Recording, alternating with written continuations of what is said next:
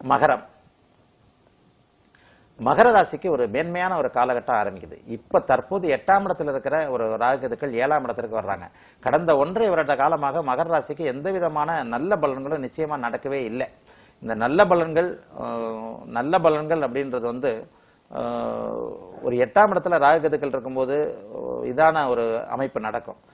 ஒரு பண பிரச்சனைகள், பணம் இல்லாத நிலைமை, பொருளாதார பிரச்சனை, தொழிலில் வந்து ஒரு சரிவான நிலைமை, இந்த நிலைமை எல்லாமே இப்போ மகர ராசிக்கு மாறப்போகுது. இப்போ மகர ராசிக்கு வந்து தொழில் துறையில் ரொம்ப நல்லா இருக்கும். பொருளாதார விஷயங்கள சிக்கல் இல்லாத நிலைமை இருக்கும். வேலை இது வரைக்கும் ஒரு அன்சாட்டிஸ்ஃபைடு ஜாப் அப்படின்றது வந்து இந்த அன்சாட்டிஸ்ஃபைடு ஜாப் எல்லாமே உங்களுக்கு சாதகமான ஒரு அமைப்பை வந்து கொடுக்க போகுது. ஆகவே மகர ராசிக்காரர்களுக்கு மிகச்சிறந்த ஒரு நல்ல அமைப்பு. சனி பெயர்ச்சியும் வந்து உங்களுக்கு 7.5 சனிக்குள்ள நுழையிறீங்க. ஆனா மகர ராசிக்கு வந்து 7.5 சனி வந்து மிகப்பெரிய கெடுதல்கள் எதையும் பண்ண போறதே இல்லை. தவிர 7.5 சனியின் ஆரம்பத்துல வந்து விரயம் பண்ணக்கூடிய அளவிற்கு ஒரு நல்ல பண வருமானத்தை தான் கொடுப்பார். சனி பகவான் உள்ள வந்தோன்னு என்ன பண்ணுவார், மிகப்பெரிய தன லாபத்தை கொடுப்பார். தனம் அதிகமாக கிடைக்கும்.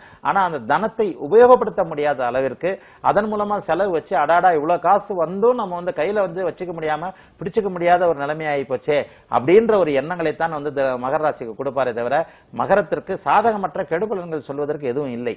ஏற்கனவே கடந்த 1.5 வருட காலமாக உங்களுக்கு சாதகமற்ற ஒரு இடத்துல இருந்து வந்த ராகுகேதுக்கள் இப்போது வந்து உங்களுக்கு 7ஆம் இடத்திற்கும் உங்களுடைய ராசிக்குமே வர்றது ஒரு நல்ல அமைப்பு தான். தவிர நான் ஏற்கனவே சொன்ன மாதிரி இந்த ராகுகேது பயிற்சியின் மூலம் கேது வந்து உங்களுக்கு அதிகமான ஆன்மீக எண்ணங்களை கொஞ்சம் கொடுப்பாரு. அதிகமான ஒரு ஞானிகள் தரிசனம், திருத்தலங்களுக்கு போகுதல், இதுவரைக்கும் நீங்க வந்து போக முடியாத தரிசிக்க முடியாத சில இடங்களுக்கு வந்து போய் தரிசனம் பண்ணுதல், வடமாநில யாத்திரை, இந்த மாதிரியான அமைப்புகளையும் 7ஆம் இடத்துல வர்ற ராகு வந்து ஒரு நல்ல ஒரு வாழ்க்கை துணை அமைச்சு கொடுக்கறது. ஏன்னா அவருக்கு கடக வீடு பிடிச்ச வீடு, அதனால ஒரு நல்ல வாழ்க்கை துணை அமைச்சு கொடுக்கறதும், இதுவரைக்கும் வந்து வாழ்க்கை துணை வந்து அமையாதவர்களுக்கு ஒரு நல்ல அமைப்பு, விரும்பிய வாழ்க்கை துணை அமைப்பு, சொந்த வாழ்க்கையில வந்து வெற்றி, இந்த மாதிரியான ஒரு அமைப்புகளை வந்து கண்டிப்பா ராகுகேது கொடுப்பார்.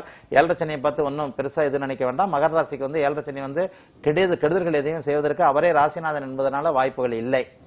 ஆகவே மகர ராசிக்கு இந்த ராகுகேது பயிற்சிகள் ஒரு மேன்மையைத்தான் அதிகமாக தரும், துன்பங்களை வந்து குறைத்துத்தான் தரும். ஆகவே நீங்கள் நிச்சயமாக இந்த ராகுகேது பயிற்சியை வரவேற்கவே செய்வீர்கள்.